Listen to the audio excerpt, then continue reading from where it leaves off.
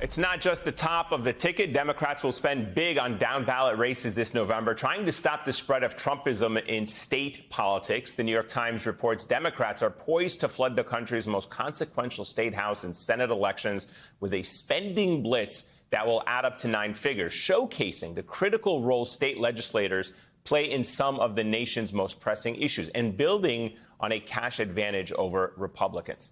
I could list for you examples to prove the damage Trump's brand of Republican politics has done at the local and state level across the country.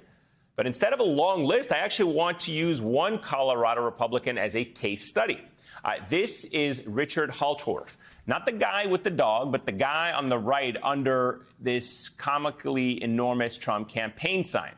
He's the current minority whip in Colorado State House of Representatives, and he epitomizes this idea of Trumpism filtering down to the state level. If his name rings a bell, Holtorf is the guy who was reprimanded 3 years ago for referring to Democratic member of the Colorado House who is black as buckwheat. Now, you may also know him from this story back in January. Quote, Republican State Representative Richard Holtorf, a candidate for Colorado's 4th Congressional District, disclosed Friday that he financed an abortion for one of his 2 girlfriends that he impregnated. I respected her rights and actually gave her money to help her through her important, critical time so she could live her best life, he said. I respected her rights. What about the rights of women who were not impregnated by Richard Holtorf? He was asked about that in a truly excellent 47-minute interview this week by Kyle Clark of Denver's NBC affiliate KUSA. And in answering Kyle Clark's questions, he showed his mastery of 3 different Trump traits: deflection, projection, and, of course, hypocrisy. If abortion was the best choice for your girlfriend, why try to deny that choice to other women? So let me give you some context about that situation, because I'm a pro-life Catholic, and I believe everyone should choose life. Now, if you listen to my presentation on the House floor, did you listen to it? I did, in fact. I just quoted from it. Okay, so what was the major theme, and what did I repeat probably 20 times?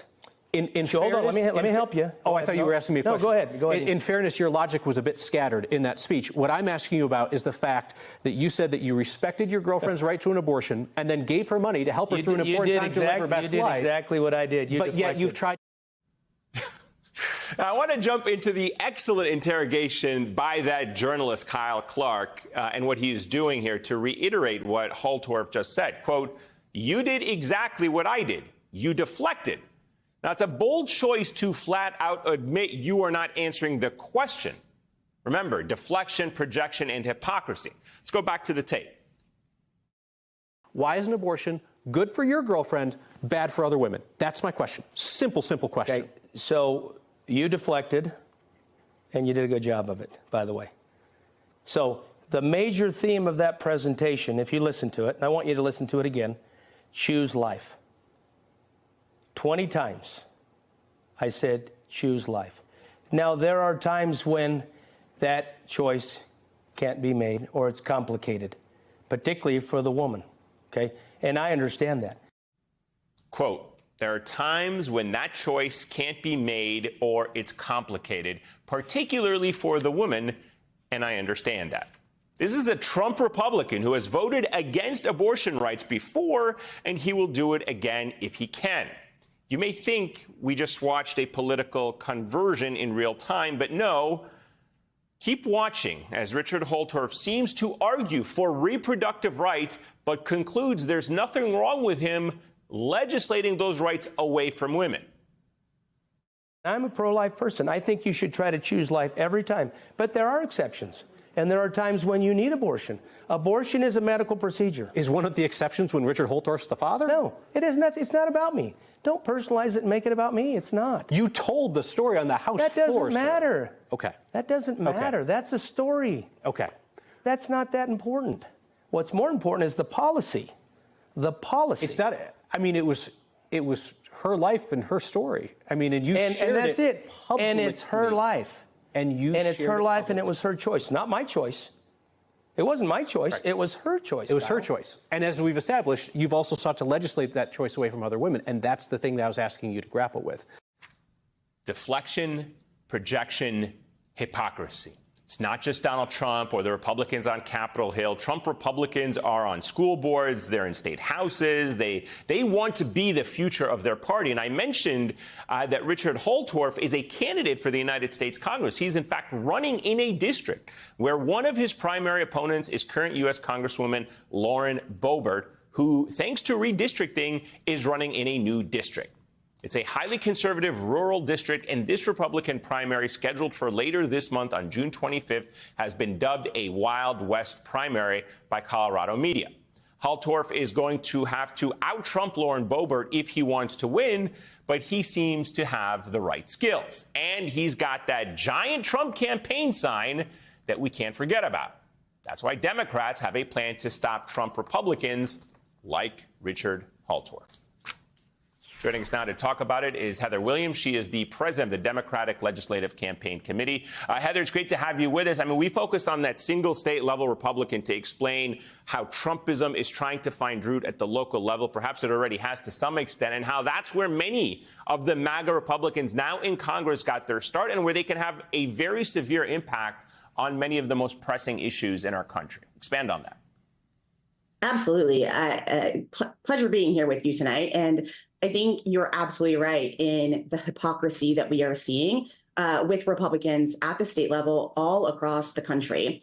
The Supreme Court has made it clear that the issues that we care most about, our rights, are being decided in the states. And it is these hypocritical Republicans who are playing an active role in it.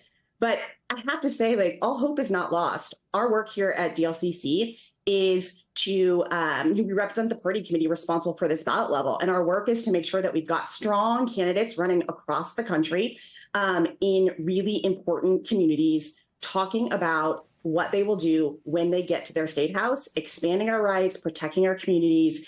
And I think that that is really critical as we move through this election into November. In addition to the funding candidates who are already on the ballot, how are you using resources to recruit would-be candidates into this fraught political environment? Are you having a hard time recruiting candidates? It's such a great question.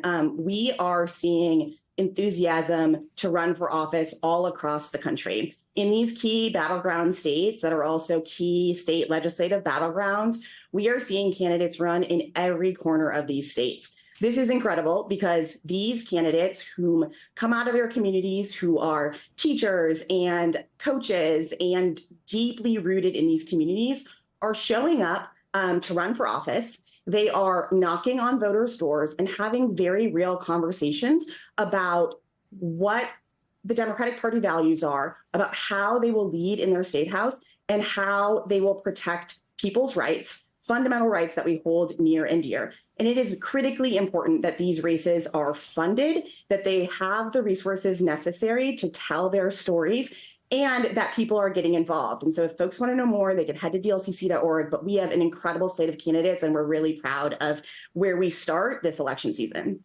Well, that's certainly good news. Heather, we're going to continue this conversation. I'm sorry we're out of time, but it is something we're going to keep tracking as we get closer to Election Day. I greatly appreciate you joining us this evening. Heather Williams.